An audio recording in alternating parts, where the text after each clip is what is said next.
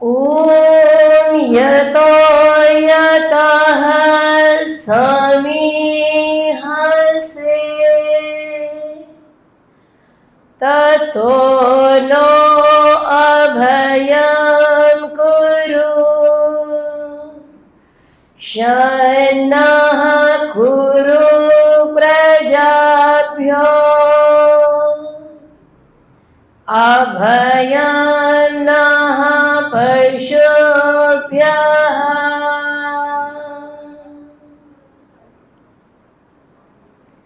इस आर्य समाज में विराजमान जिनके ब्रह्मत्व में हम सभी ने मिलकर के अभी यज्ञ किया, देव यज्ञ किया, ऐसे मेरे भ्रातृतुल्य आदरणीय प्रमोद शास्त्री जी एवं अतुल शास्त्री जी, आर्य समाज सुंदर विहार के समस्त पदाधिकारीगण, समुपस्थित श्रोतृवृंद, श्रद्धेय मातृशक्ति और देश के भावी कर्णधार छोटे छोटे भाइयों एवं बहनों, बहुत सारे चेहरे मैं नाम नहीं ले रही, लेकिन मैं आप सबसे परिचित हूँ और आप मुझसे परिचित हैं। ऐसा नहीं, मैं आज कह रही थी जब मैं आ रही थी, मैंने कहा जो आर्य समाज, कुछ एक आर्य समाज जो मुझे बहुत प्रिय है, उनमें से एक सुंदर विहार भी है। तो मेरा जाना पहचाना परिचित समाज है। मुझसे पूर्व आप जिनके भजन सुन रहे थे, मैं आपको सच बताऊं, मेरे को हमेशा ये रहता है कि अगर पदाधिकारी थोड़ा सा शास्त्रों को पढ़ेंगे, स्वाध्याय करेंगे तो एक वातावरण तैयार होगा। क्योंकि हमने स्वाध्याय करना छोड़ दिया, समस्या तो वहीं से उत्पन्न हो गई। जब स्वाध्याय नहीं करेंगे, सत्यार्थ प्रकाश नहीं पढ़ेंगे तो कौन कृष्ण जी, हमको नहीं पता, हमको तो जो किसी ने बताया हमने मान लिया।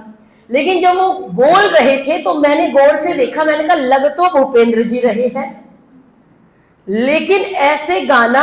और सबसे बड़ी बात, चलो गाने की कला तो भगवान एक बार को, वैसे बहुत कठिन है, कवित्व तो होना बहुत कठिन है, लेकिन उसमें भी इतना सुंदर उच्चारण, नैनम छिन्नन्ति शस्त्राणि नैनम दहति पावकः न चैनम क्लेदयन्त्यापो न शोषयति मारुतः वासांसि जीर्णानि यथा विहाय। इतना प्यारा संस्कृत उच्चारण आपने किया, और फिर आप मंत्री जी भी हैं, ये बहुत बड़ी बात है। तो एक बार जोरदार तालियों से ऐसे सभी पदाधिकारियों का, पहले बत्रा जी थे, आपके सभी पदाधिकारी, आपके यहाँ भी मुझे रेखा जी ने बताया कि सत्यार्थ प्रकाश भी पढ़ाते हैं। यही तो आर्य समाज चाहिए। जिस दिन वेद के मंत्रों से धरती को गुंजाया जाएगा, उस दिन मेरे गीतों का त्योहार मनाया जाएगा। यही तो चाहिए, इसी की तो कल्पना करते हैं। वेद का पढ़ना पढ़ाना और सुनना सुनाना सब आर्यों का परम धर्म यही तो है। आइए चर्चा करते हैं जिस उपलक्ष्य में हम यहाँ एकत्रित हुए, और वो पर्व है, वो पावन पर्व है श्री कृष्ण जन्माष्टमी का। और आज केवल आर्य समाज में नहीं, अपितु पूरे भारतवर्ष में जितने भी मंदिर हैं, सब में श्री कृष्ण जन्माष्टमी बड़े धूमधाम के साथ मनाई जाएगी। आप विचार करके देखो, मैं आपसे कहूं कि आपके पिताजी का नाम क्या था, तो आप तुरंत बता देंगे, आप कहेंगे जी ये था। मैं कहूंगी दादाजी का नाम बताओ, आप बता देंगे जी ये था। मैं कहूंगी तीसरी पीढ़ी का परदादा जी का नाम बताओ, आप कहेंगे इसमें क्या है, ये भी हमको पता है। मैं कहूंगी चौथी पीढ़ी का नाम बताओ। लेकिन जितने पुराने लोग यहाँ बैठे हैं, बड़े लोग बैठे हैं, आदरणीय लोग बैठे हैं, उसमें से कुछ लोग 4 पीढ़ी का भी नाम बता देंगे। कुछ लोग, सब नहीं बोल रही हूं मैं, बोलूं आप 5वीं पीढ़ी का बताओ, 6ठी पीढ़ी का बताओ, 7वीं पीढ़ी का बताओ, तो आप नहीं बता पाएंगे। लेकिन लगभग 5000 साल पहले इस धराधाम पर एक महान आत्मा आई, और उनके नाम पर आज भी हम श्री कृष्ण जन्माष्टमी बड़े धूमधाम के साथ मनाते हैं। तो कुछ तो विशेषता होगी। क्या विशेषता है? आज से लगभग 5,500 कह लीजिए या 5,000 कह लीजिए, 5,000 वर्ष पूर्व इस धराधाम पर भारत विश्व के मानचित्र पर, भारत विश्व के क्षितिज पर भादों की अंधेरी तमिश्रा अपनी निगूढ़ कालिमा के साथ छा गई थी। उस समय भारत में जन भी था, धन भी था, बल भी था, शक्ति भी थी, साहस भी था, शौर्य भी था, पर एक अकर्मण्यता भी थी, जिसके कारण सब कुछ अभिभूत तमसावृत और मोहाच्छन्न हो गया था। इस भारत भूमि पर, इस भारत वर्ष की रत्न गर्भाशस्य श्यामला भूमि पर समय समय पर अनेक महापुरुष आए, जिन्होंने हमारा मार्गदर्शन किया। लेकिन धर्म, राजनीति, राष्ट्रनीति और अध्यात्म का अद्भुत समन्वय लिए हुए इन सबको एक सूत्र में गूंथ कर कर्मण्येवाधिकारस्ते मा फलेषु कदाचन के 5 जन्य का शंखनाद करने वाले अगर कोई थे तो उनका नाम है योगी राज श्री कृष्ण चंद्र जी महाराज। ऐसे व्यक्तित्व जीवन का कोई क्षेत्र नहीं है जहां पर उनको सफलता न मिली हो, चाहे वो राजनीति हो और चाहे वो राष्ट्रनीति हो। श्री कृष्ण चाहे धर्म का क्षेत्र हो, चाहे अध्यात्म का क्षेत्र हो, हर क्षेत्र में पारंगत थे। उनकी अद्भुत मेधा और विकसित प्रतिभा के यत्र तत्र सर्वत्र दर्शन होते हैं। लेकिन मैं कहती हूं, अतीत तो महान था, भविष्य भी महान है। सुधर जाए वह जो कि वर्तमान है, सुधर जाए वह जो कि वर्तमान है। श्री कृष्ण चंद्र जी महाराज जो क्रांति दूत थे, योगी राज थे, उनके विषय में आप किसी भी आम हिंदू से बात कीजिए, किसी भी बच्चे से बात कर लीजिए, मेरे बात पूछ लीजिएगा उठा करके कि बच्चे श्री कृष्ण जी कौन थे, आप बताओ। मतलब अगर आप तो आर्य समाज में आ रहे हो तो आप तो बता ही दोगे, लेकिन बाहर आप किसी को भी पूछो श्री कृष्ण कौन थे, मेरी बात गलत होगी तो मुझे टोकिएगा, क्या कहेंगे? अरे जी रास रचाते थे, रास लीला करते थे, गोपियों के वस्त्र चुराते थे, सब उनकी लीलाएं थी, माखन चुराते थे। आम जनमानस यही तो जानता है, यही तो सुन रहा है। जिस व्यक्ति ने पूरे जीवन धर्म की स्थापना के लिए लगा दिया, पूरा जीवन धर्म की स्थापना के लिए संघर्ष किया, आज हमने उनको क्या बना दिया? याद आते कुमार विश्वास की वो पंक्तियां, जो शिलालेख बन सकते थे अखबार बनाकर क्या पाया। हमने कैसा व्यक्तित्व बना दिया। एक योद्धा, गुरुकुल में पढ़ने वाले ब्रह्मचारी रहे, महर्षि सांदीपनि के आश्रम में रहे, और हमने उनको क्या बना दिया। आप किसी को भी पूछो रास लीला रचाते थे जी, ये तो उनकी लीलाएं थी। आप पूछो महाभारत पढ़ा है? नहीं पढ़ा है। महाभारत को घर में रखने से तो लड़ाई हो जाएगी, यही सुनते हैं हम। अब आप विचार कीजिए कि यह षड्यंत्र क्यों हुआ। कल हम सभी स्वतंत्रता दिवस मना रहे थे, शारीरिक रूप से स्वतंत्र हो गए लेकिन मानसिक रूप से स्वतंत्र नहीं हुए। क्यों नहीं हुए? महाभारत को घर में रखने से लड़ाई हो जाएगी। लोगों ने देखा कि आम हिंदू, सामान्य हिंदू, मर्यादा पुरुषोत्तम श्री राम और योगी राज श्री कृष्ण चंद्र जी महाराज दोनों के प्रति श्रद्धांत होकर, श्रद्धा से अभिभूत होकर नतमस्तक होता है और उनके जैसा बनने का प्रयास करता है या उनके बताए रास्ते पे चलता है। लोगों ने सोचा अगर इनको स्वाभिमान याद आ गया, अगर ये श्री राम के आचरण पर चलने लगे तो हमारी दाल कैसे गलेगी। तो लोगों ने श्री राम पर भी लांछन लगाए और श्री कृष्ण पर भी लांछन लगाए। श्री कृष्ण जी श्रीमद् भगवत गीता में श्लोक कहते हैं, क्या कहते हैं? यद्यदाचरति श्रेष्ठः तत्तद् वेतरो जनः स यत् प्रमाणम कुरुते लोकस्तदनुवर्तते। वो कहते हैं जैसा यद्यदाचरति श्रेष्ठः, जैसा आचरण श्रेष्ठ लोग करते हैं वैसा सामान्य जन अनुकरण करते, लोका तदनुवर्तते, लोग उनका अनुकरण करते हैं। ये बात मेरी नहीं है जी, किसकी है जी? योगीराज श्री कृष्ण चंद्र जी महाराज की।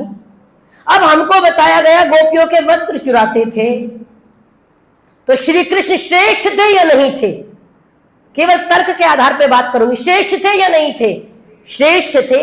अगर वो गोपियों के वस्त्र चुराते हैं तो लोकस तदनु वर्तते, हमको भी उनका आचरण करना चाहिए कि नहीं करना चाहिए? करना चाहिए। श्री कृष्ण स्वयं कहते हैं श्रेष्ठों का आचरण करना चाहिए।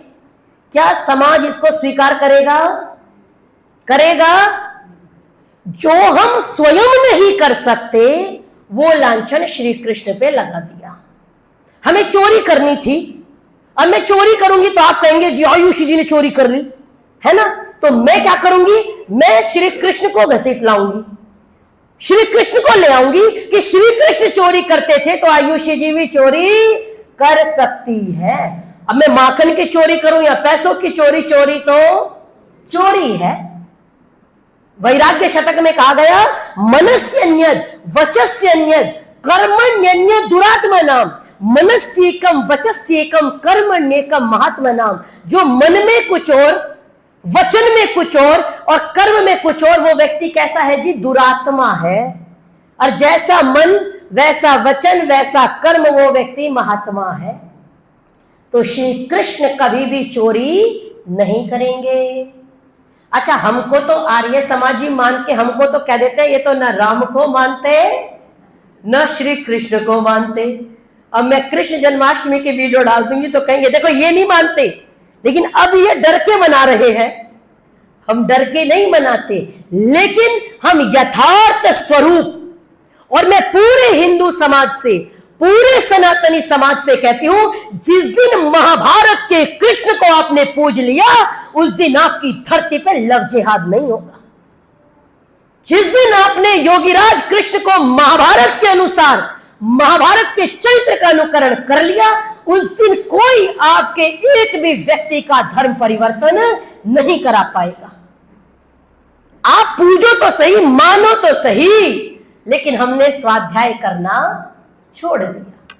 हमको जिसने जो श्री कृष्ण का स्वरूप बताया हमने मान लिया। यही तो विडंबना रही। श्री कृष्ण जी को एक बांसुरी के साथ जोड़ा जाता है और एक चक्र सुदर्शन के साथ। हमने चक्र सुदर्शन का तो सही स्वरूप समझा, योद्धा, लेकिन कड़वे शब्दों में कहूं तो योद्धा बनने की सबकी हिम्मत नहीं होती।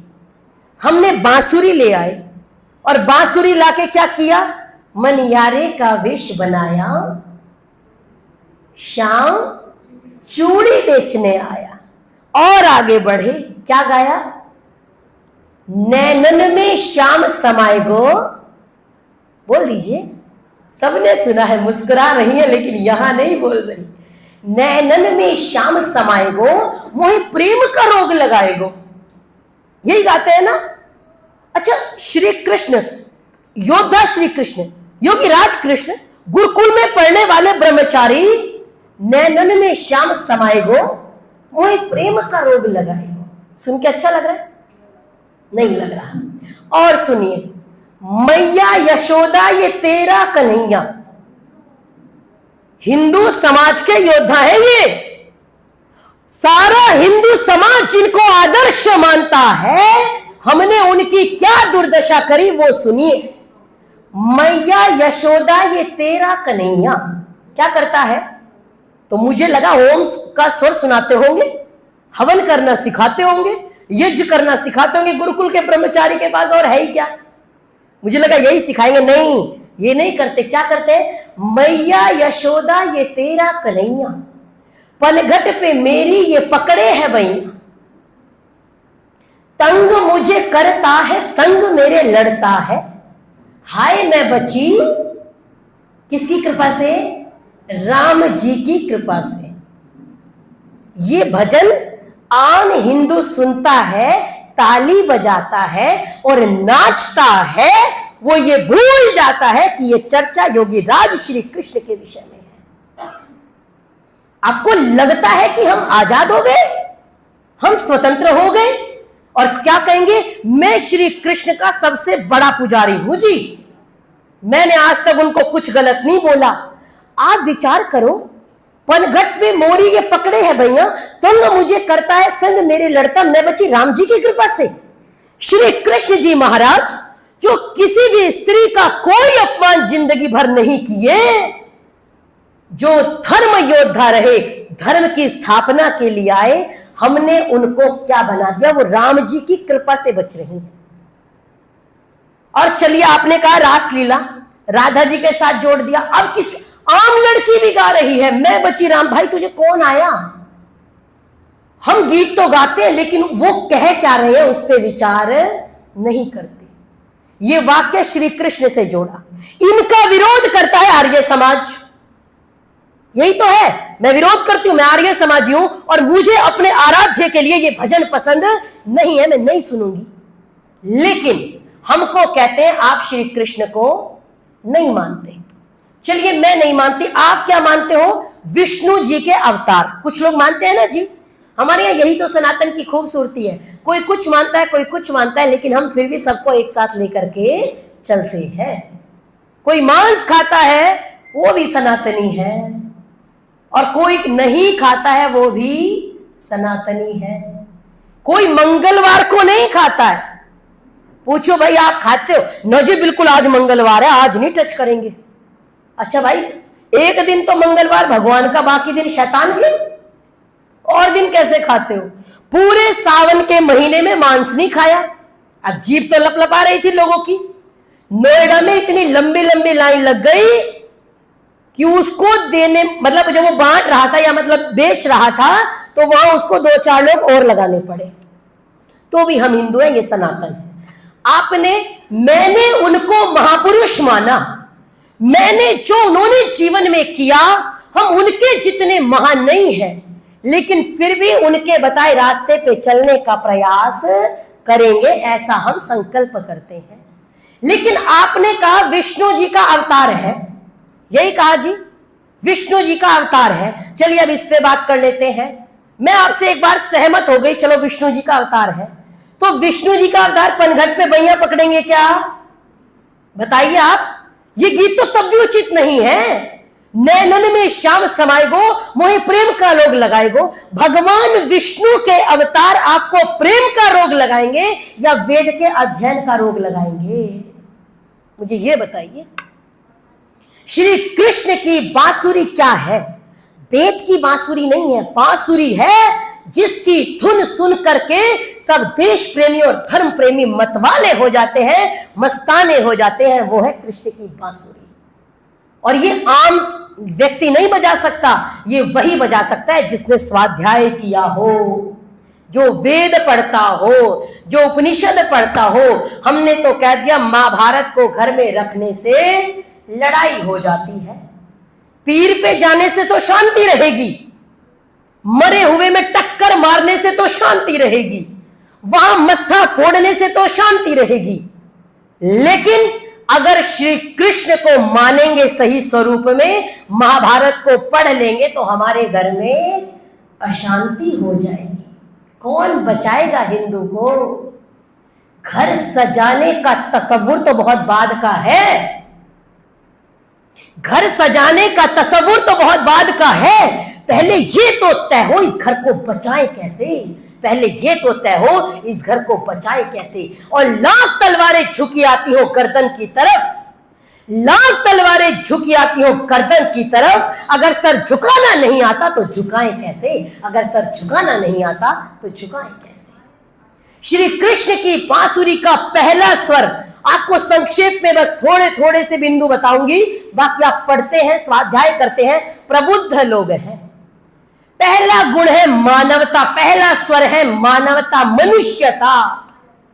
हमारे देश में जिसके 2 पैर हैं 2 हाथ है वो मनुष्य हो गया, उसको मानव नहीं कहा, मानव कहा मननात् मनुष्य। जो मनन पूर्वक कार्य करे वो मनुष्य है। जो अधर्मी है, जो दुष्ट है, जो अन्यायी है, अगर वो बलवान है तो उससे भी ना डरे, वो मनुष्य है।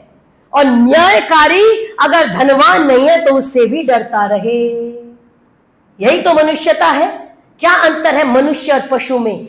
आहार निद्रा भय मैथुनम च सामान्य नेतत् पशुभिर नराणाम धर्मो हि तेषाम् अधिको विशेषः धर्मेण हीनः पशुभिः समानः।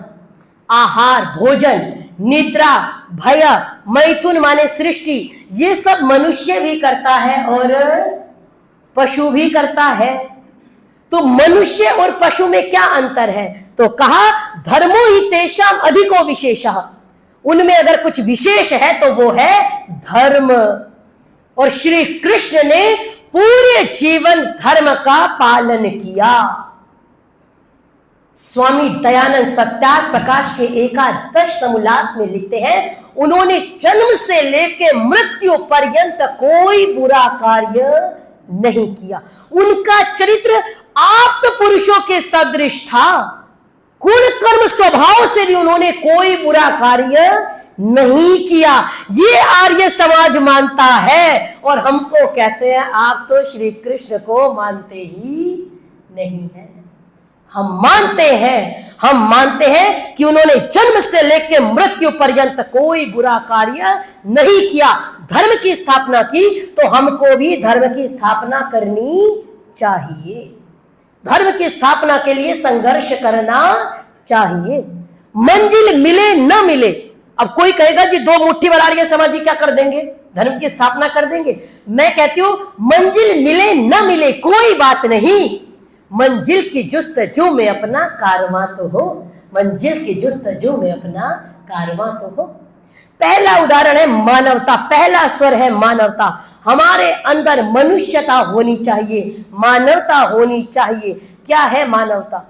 दूसरे के दर्द को देख के अगर आपकी आह निकल जाती है, किसी भी बेटी के 35 टुकड़े देख के अगर आपको दुख होता है, एक भी धर्मांतरण देख के अगर आपका खून खोलता है, एक भी व्यक्ति अगर मेरे धर्म को छोड़ के जाता है और आपको पीड़ा होती है, तो याद रखिएगा आप मनुष्य हैं।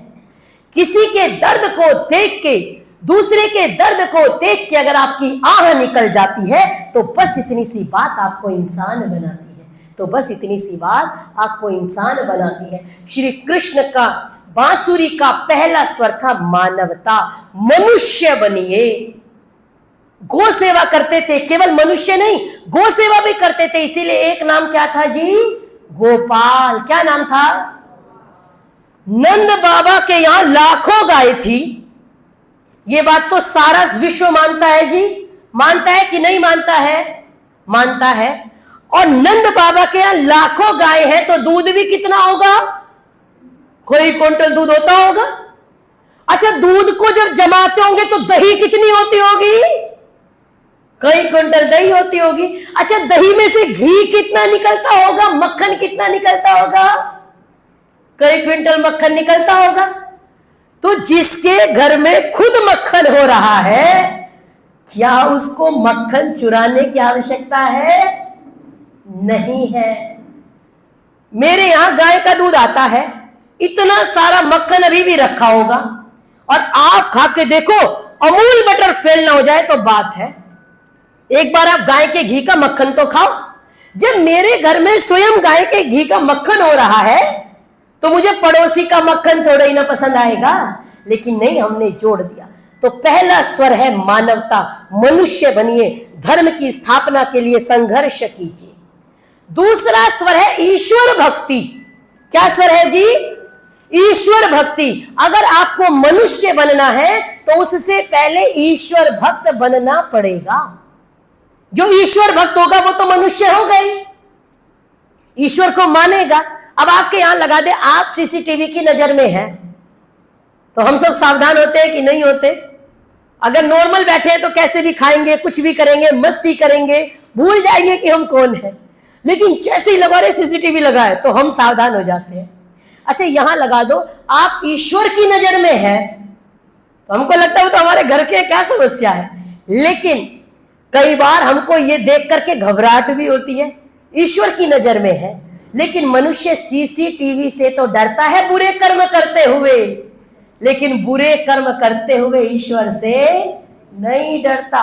कौन देख रहा है? अगला जन्म किसने देखा? जब होगा तब देखेंगे। तो इसीलिए कहा ईश्वर भक्त होना चाहिए। हमारे सनातन में समस्या ये हो गई, हम मनुष्य भक्त हो गए लेकिन ईश्वर भक्त नहीं रहे। आप किसी को कहो जी भगवान को मानते हैं हम, तो क्या कहेंगे? कौन से वाले को? यही कहते हैं ना, देखिए आप सब हाँ कर रहे हैं। भगवान को मानते हो? हाँ जी मानते। कौन से वाले को? मतलब हमने भगवान भी छांट लिए। अगर शराब पीनी है तो शराब पीने वाले भगवान, यही करते हैं ना, क्योंकि अगर मैं शराब पीऊंगी तो आप टोकेंगे। मैंने भगवान को चढ़ा, दिलो भगवान जी पहले आप करो, फिर वो शराब नहीं रही, वो क्या बन गया? प्रसाद। और प्रसाद खाने को कोई भी मना नहीं करेगा। आपको लगता है कि हिंदू जाति बचेगी? इसीलिए का निर्जीव आर्य जाति में फिर प्राण दिए डाल, ए ऋषि दयानंद तूने कर दिया कमाल। यही तो किया स्वामी दयानंद ने। ईश्वर भक्त थे श्री कृष्ण। जितने ये श्री कृष्ण के पुजारी बनते हैं, सबको नहीं कह रही, लेकिन कोई तो धन धन सतगुरु को मान रहा है। तेरा ही आसरा, परमात्मा का आसरा नहीं है उनको। धन धन सतगुरु तेरा ही आसरा। अच्छा, धन धन सतगुरु तेरा ही आसरा वालों को किसका आसरा है? अब ये भी तो सोचिए। एक उनको वो जो आजकल सच्चा सौदा वाले लगे हैं, बड़ा सा ये सच उन्होंने, मैं गई सिरसा, जब सिरसा गई तो लोग आर्य समाज में गई थी, तो लोगों ने कहा आपको राम रहीम का भी घुमा के लाए। मैंने कहा देख के तो आना चाहिए भाई, जनता को पागल बनाना सामान्य कार्य तो नहीं है। जब मैं गई तो इतनी बड़ी प्रॉपर्टी रोड पे, इतनी बड़ी प्रॉपर्टी, बरनावा में भी है, लाक्षागृह में गुरुकुल चलता है, गुरुकुल के पास सीमित संपत्ति है, लड़ना पड़ रहा है, केस जीते हैं मुस्लिमों से तब उनको संपत्ति मिली, लेकिन नहीं, डेरा सच्चा सौदा राम रहीम को हमने स्वयं समर्पित कर दिया। लो गुरुजी, गुरुजी उसमें क्या करेंगे? गुरुजी उसमें मूवी बनाएंगे, गुरुजी उसमें क्या करेंगे? गुरुजी उसमें क्रिकेट खेलेंगे।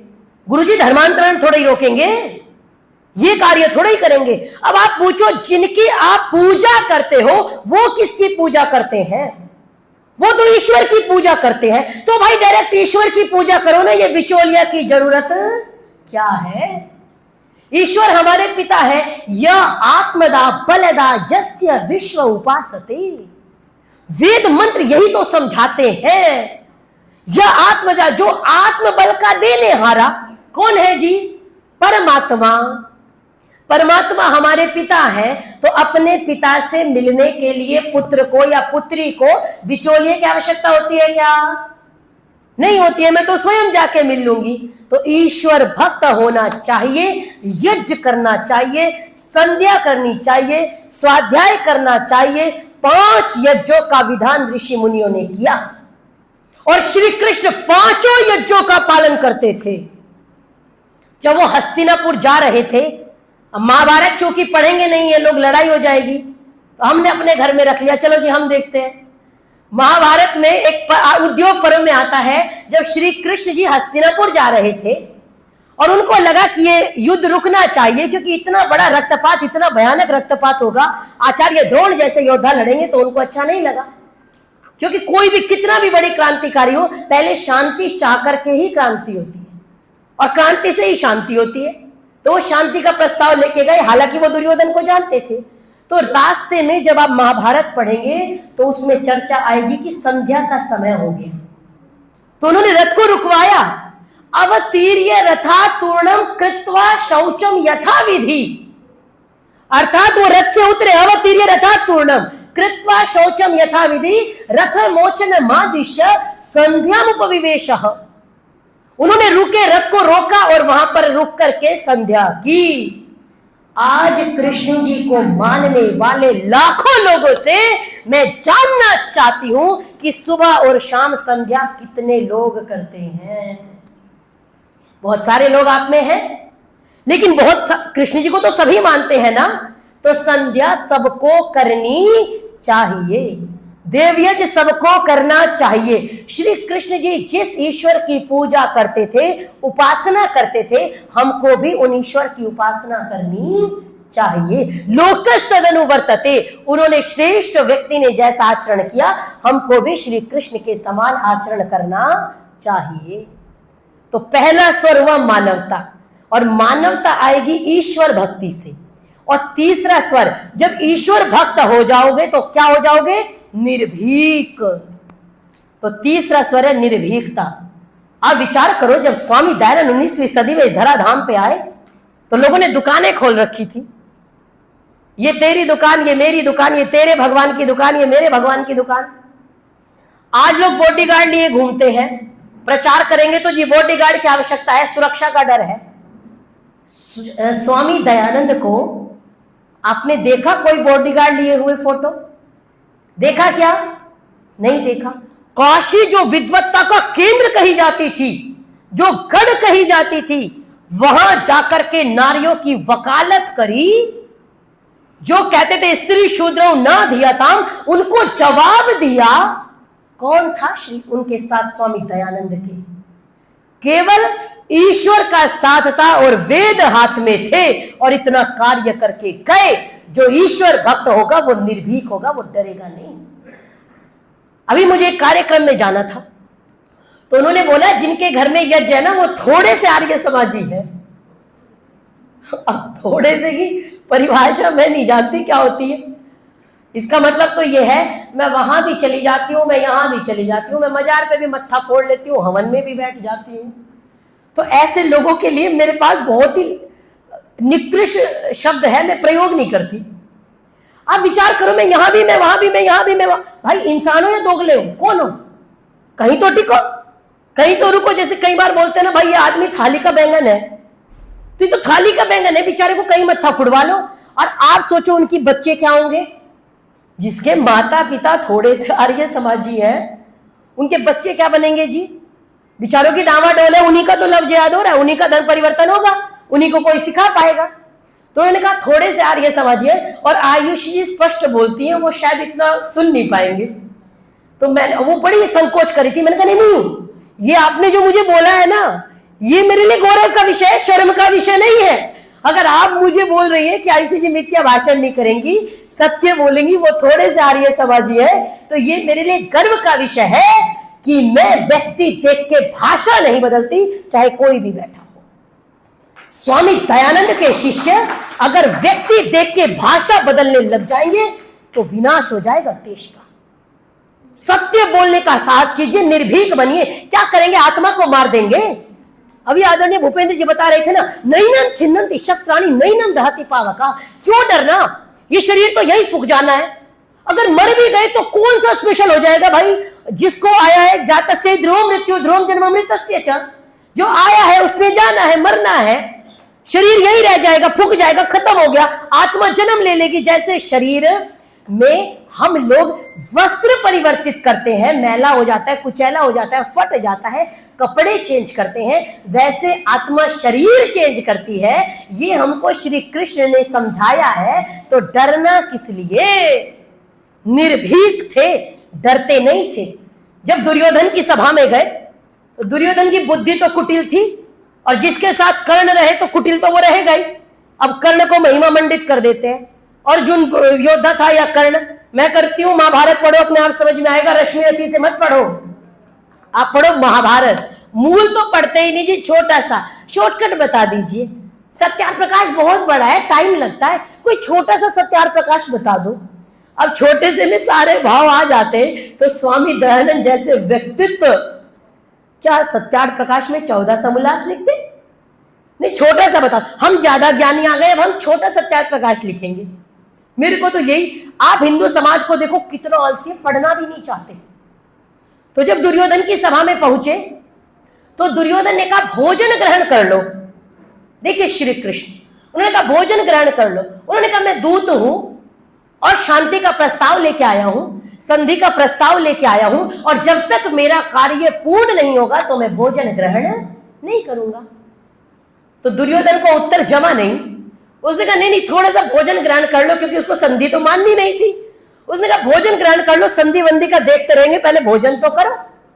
श्री कृष्ण ने कहा संप्रीति भोज्यानि अन्नानि आपद भोज्यानि वा पुनः न संप्रिय से राजन न चैवापद गताव्यम।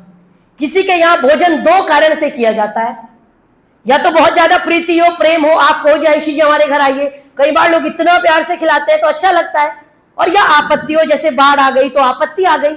उन्होंने कहा दुर्योधन, देखिए आप शत्रुओं से घिरे हैं, सब बैठे हैं, वो कहते दुर्योधन विपत्ति आपत्ति मुझ में है नहीं और प्रीति तुझ में है नहीं, तो तुम्हारे घर का भोजन ग्रहण नहीं करूंगा। हे भागवत कथा करने वालों, श्री कृष्ण का चरित्र सुनाने वालों, ये निर्भीकता गुण बस ग्रहण कर लो, इन सनातनियों का उद्धार हो जाएगा। आगे क्या कहा धृतराष्ट्र को, भरी सभा में सारे दुष्ट बैठे हैं, उन्होंने कहा कि महाराज इसको बंदी बना लो, ये दुर्योधन जो इतना बोल रहा है इसको बंदी बना लो और संधि कर लो, नहीं तो क्षत्रियों का इतना रक्तपात होगा, इतना भयानक खून बहेगा, आपको बहुत नुकसान होगा। ये निर्भीकता हमारे जीवन में क्यों नहीं है?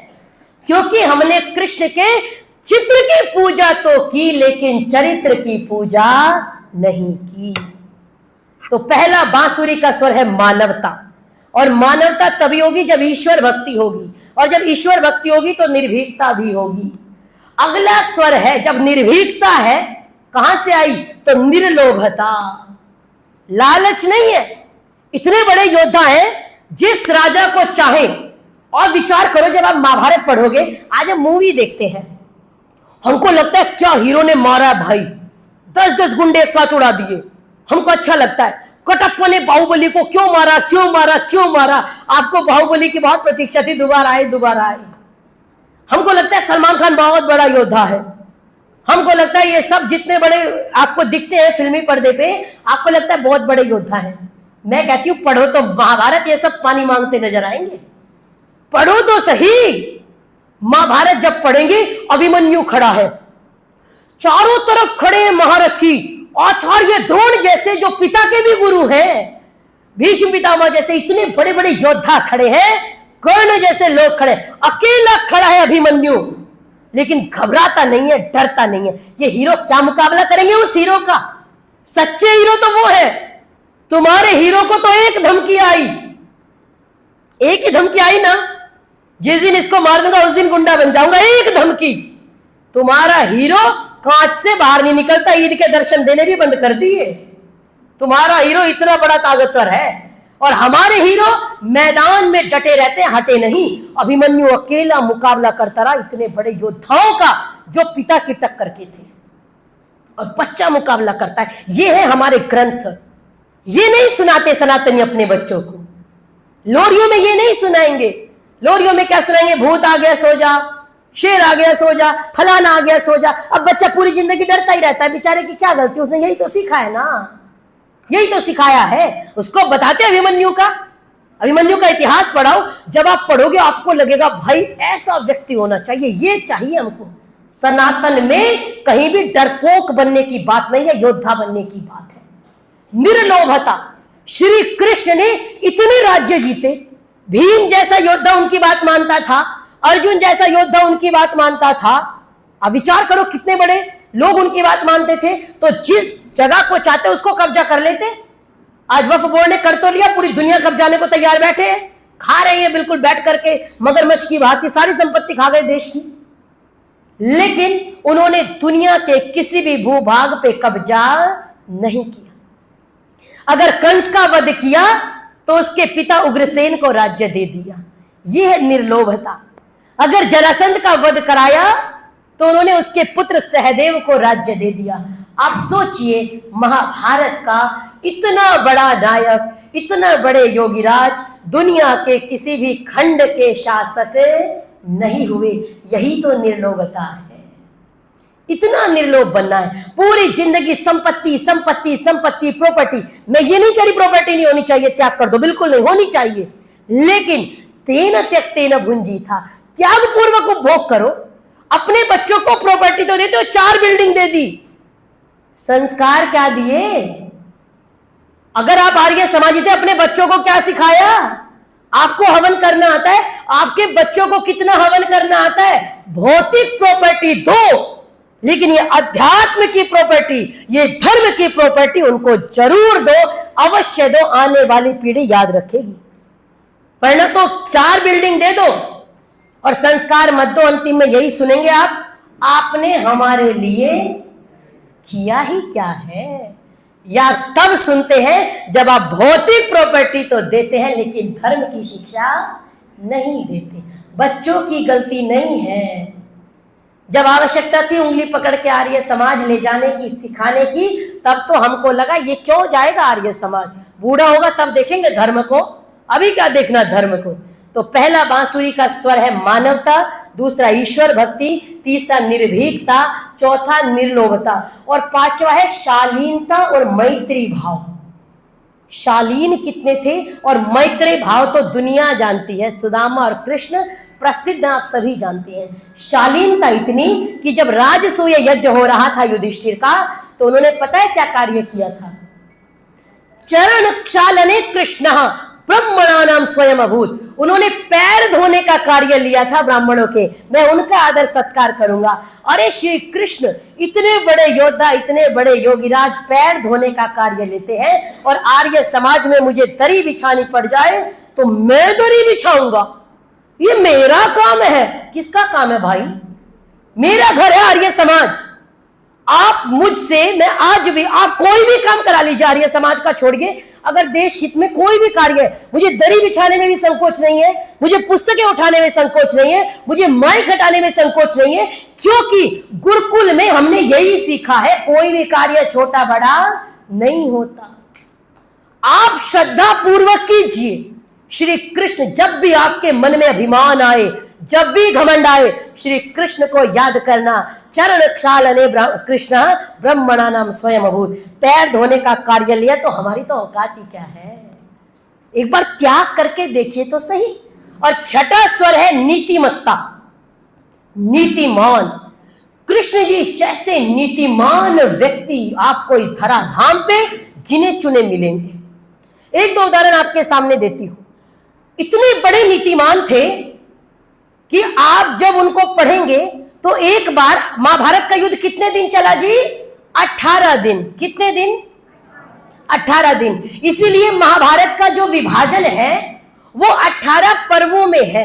आदि सभा, वन, विराट, उद्योग, भीष्म, द्रोण, कर्ण, शल्य, सौप्तिक, स्त्री, शांति, अनुशासन, आश्वमेधिक, आश्रम वासिक, मौसल, महाप्रस्थानिक, स्वर्गारोहण। ये मैंने आपको 18 पर्व बताए और मैं आर्य समाजी हूं। देखिए जी, मैंने आपको 18 पर्वों के नाम बताए। आदि सभा, वन, विराट, उद्योग, भीष्म, द्रोण, कर्ण, शल्य, सौप्तिक, स्त्री, शांति, अनुशासन, आश्रमिक, मौसल, महाप्रस्थानिक, स्वर्गारोहण। मैं आपको 18 पर्वों के नाम बताती हूं। मैं आर्य समाजी हूं। आप, मुझे कुछ लोग आर्य नमाजी कहते हैं और मैं श्री कृष्ण को नहीं मानती, आप मानते हैं। आप मुझे 18 पर्वों के नाम बताओ। बताइए, मैंने गलत थोड़ा ही बोला। हमको कहते हैं आप नहीं मानते, मैंने कहा मानते हैं लेकिन पढ़ के मानते हैं। हम चित्र से ज्यादा चरित्र की पूजा करने में विश्वास रखते हैं। 18 दिन महाभारत का युद्ध चला। 10 दिन भीष्म सेनापति रहे, भीष्म पितामह। 5 दिन आचार्य द्रोण रहे और 2 दिन कर्ण रहा। तो जब कर्ण सेनापति बना तो युधिष्ठिर से उसकी लड़ाई हो गई। अब युद्ध तो हो रहा है तो लड़ाई होगी। तो जब लड़ाई चल रही थी तो एक शर्त रखी थी, कर्ण ने एक संकल्प किया था। जब श्री कृष्ण के सामने, संक्षेप में बताती हूँ, समय पूरा होने को है, उसने कहा था मैं आपके अर्जुन के अलावा किसी लड़के का वध नहीं करूंगा। अर्जुन मरे या कर्ण मरे, आपके बेटे पूरे रहेंगे 5, एक रागनी भी है, आपके 5 पुत्र रहेंगे, और का वध नहीं करूंगा। तो युधिष्ठिर पराजित हो गए। अब जब पराजित हो गए तो शर्म तो आती है, दुख तो होता है। युधिष्ठिर जैसा व्यक्ति धर्मराज है, आकर के अपने शिविर में लौट आए। नीतिमत्ता देखिए श्री कृष्ण की। जब लौट आए तो उन्होंने पूछा कि, एकदम से उसने पूछा, अर्जुन ने, कहा है भ्राता जी? भ्राता जी कहाँ है? भ्राता जी कहाँ है? तो पता चला कि वो तो शिविर में है। तो अर्जुन शिविर में आए जल्दी से श्री कृष्ण के साथ। तो जब आए तो युधिष्ठिर खुश हो गए, उनको लगा मार के आया होगा, मेरा बदला लेके आएगा, उनको पता नहीं था। उन्होंने कहा तुमने कर्ण को मार दिया? उन्होंने कहा नहीं भ्राता श्री, अभी तो नहीं मारा। उन्होंने कहा धिक्कार है तुझे, तू कैसा भाई है, और तेरा जो गांडीवास्त्र है, जो उसके अस्त्र का नाम था, धिक्कार है, किसी योद्धा को दे दे, तो किसी काम का नहीं है। खूब सुनाया। अब जब सुनाया तो अर्जुन की प्रतिज्ञा थी कि अगर मेरे शस्त्र को, गांडी वस्त्र को कोई भी धमकी देगा या कोई भी कुछ बोलेगा गलत, तो मैं उसका वध कर दूंगा। अब ये तो प्रतिज्ञा तो झूठी हो नहीं सकती, और भाई का वध कैसे करे? तो श्री कृष्ण नीति देखिए आप। उन्होंने कहा ये आपके बड़े भाई हैं। हमारे यहाँ बड़े भाई को कैदी नहीं बनाते थे औरंगजेब की तरह, हमारे यहाँ क्या आदर था। उन्होंने कहा ये आपके बड़े भाई हैं और आप इनको बस तू बोल दो, आपसे तुम बोल दो, तुम बोलने से अपमान हो जाएगा और वध माना जाएगा, मृत्यु मानी जाएगी। किसी भी बड़े व्यक्ति का अपमान करना ही उसकी मृत्यु होती है। श्री कृष्ण को मानने वाले जब 2 इंच जमीन के लिए भाई भाई की हत्या कर देता है, उसको ये नीति वाली घटना पड़नी चाहिए। उन्होंने कहा तुम बोल दो, बस आप मत बोलो, तुम बोलो तो वध हो जाएगा। उन्होंने ऐसा ही किया, तुम बोल दिया। अब अपने भाई को तुम बोल दिया तो अर्जुन विषाद में, मैंने ये क्या कर दिया, पाप कर दिया, ये कर दिया, वो कर दिया, मैं आत्महत्या करूंगा। श्री कृष्ण कह रहे अब एक को छुड़ाया, अब दूसरी मुसीबत। उन्होंने कहा अच्छा एक काम करो, तुम अपनी प्रशंसा कर दो, अपनी बड़ाई कर दो। अब कोई बड़ा व्यक्ति अपनी प्रशंसा कर दे तो इसका मतलब वो मरा हुआ है, तो आत्महत्या भी हो जाएगी। ये है नीतिमान कृष्ण। लेकिन हमने क्या बना दिया, ये विचार करने की आवश्यकता है। जब कर्ण के रथ का पहिया धस गया, उसने कहा नहीं, शस्त्र नहीं उठाना, अर्जुन तुम्हें इतिहास कायर कहेगा। तो एक रागनी है ना, आई तो तन याद धर्म की, अंत समय में आई, अगर याद पहले आ जाती होती नहीं लड़ाई। श्री कृष्ण कहते हैं आज धर्म याद आया, जब भरी सभा में सारे योद्धा मिलकर द्रौपदी का अपमान कर रहे थे, तब तुम्हारा धर्म कहां गया था। जब दुशासन उपहास कर रहा था द्रौपदी का, तब तुम्हारा धर्म कहां गया था। जब 13 वर्ष का वनवास दिया, 12 वर्ष का वनवास और 1 वर्ष का ज्ञातवास दिया, तब तुम्हारा धर्म कहां गया था। जब वापस लौटने पे राज्य नहीं लौटाया, तब तुम्हारा धर्म कहां गया था। आज तुम धर्म को याद करते हो। हे अर्जुन, आप अपना शस्त्र उठाइए और इसका वध कीजिए, क्योंकि दुष्ट का वध करना ही श्रेयस्कर है। ऐसे नीतिमान थे और अंतिम में नैतिकता, उनके हर कार्य में नैतिकता रही, नीति भी रही तो नैतिकता पूर्ण रही। और हमने क्या बना दिया, बस 2 मिनट में कह के वाणी को विराम, हमने क्या बना दिया, हमने बना दिया लड्डू गोपाल। एक पालना ले आए, उसमें हमने लड्डू गोपाल को लिटाया। ये कौन है जी, लड्डू गोपाल है। कौन है लड्डू गोपाल, कहां से लाए तुम, महाभारत में कहां है लड्डू गोपाल। पहले मैं इतना कटु नहीं बोलती थी लड्डू गोपाल को लेके, अब मुझे पीड़ा होती है। अभी मैंने कल एक रील देखी, मैं स्क्रॉल कर रही थी, मैंने एक रील देखी, एक लड़की कहती है अरे आज मेरे लल्ला के लिए बहू लेने जाएंगे। आपको लगता है कि सनातन को मिटाने के लिए किसी दूसरे की जरूरत है, हम तो नाश करने खुद ही बैठे। उसने कहा अपने लल्ला के लिए बहू लेने जाएंगे। मुझे लगा बहू लाएंगे तो कौन लाएंगे, रुक्मिणी माता, भाई वही तो लाएंगे ना।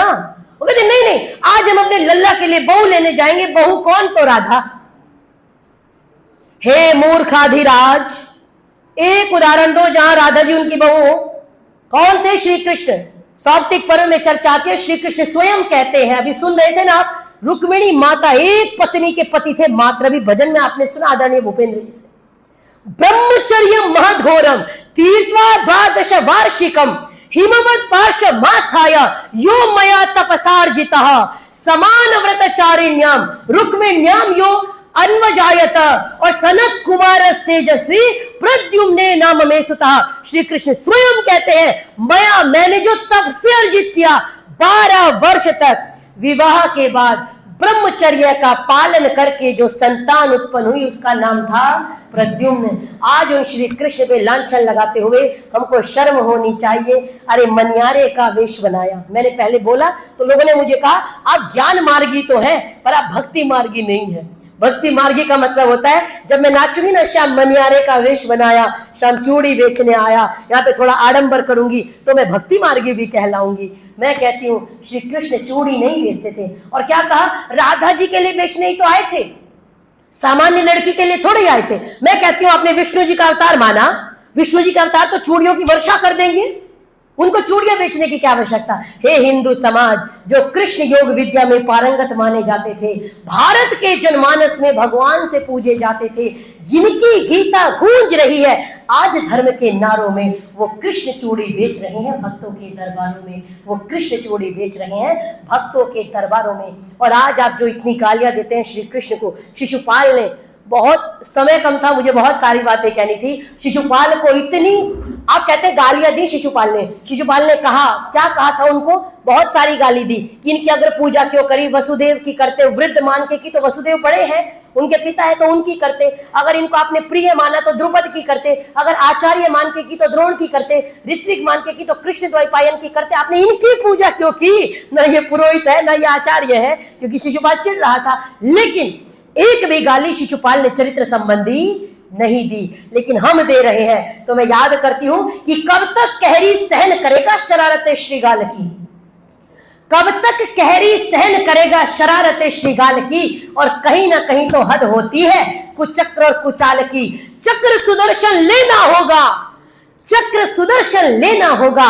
अब केशव को हाथों में लगभग पूरी होने को है, सो गालियां शिशुपाल की। लगभग पूरी होने को है, सो गालियां शिशुपाल की। अंतिम में 2 पंक्ति कह के वाणी को विराम। मैंने कृष्ण जी की बांसुरी के 7 स्वर बताए, आप ये 10 लोगों को समझाइए, जरूरी नहीं मंच पे बैठ के विस्तार कीजिए। हम मुट्ठी भर, लोग हमको कहते हैं मुट्ठी भर। एक बार मुझे लोगों ने बड़ा भयानक कमेंट किया, आप मुट्ठी भर आर्य समाज जी क्या करेंगे?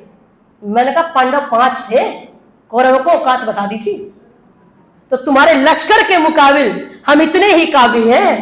लगता है ना लोगों को संख्या ज्यादा होगी, अरे पांडव 5 थे, कौरव कितने थे? 100 तो पुत्री थे। आप विचार करो, लेकिन जहां धर्म होता है, जहां नीति होती है, वही विजय होती है। यत्र योगेश्वर कृष्ण यत्र पार्थो धनुर्धरा तत्र शीर विजयो भूतिर ध्रुवा नीतिर्मतिर मम। आप धर्म के साथ रहिए, फैसला मैदान में होगा कि मरता कौन है तुम्हारे लश्कर के मुकाबिल। मैंने उसको जवाब दिया कि राह में दुश्वारियां बहुत है, ऐसा नहीं आर्य समाजी होने में कठिनाई नहीं है, बहुत है, राह में दुश्वारियां बहुत है, लेकिन ठहरता कौन है? मुश्किल आती है, आ जाए, डरता कौन है? तुम्हारे लश्कर के मुकाबिल हम इतने ही काफी हैं।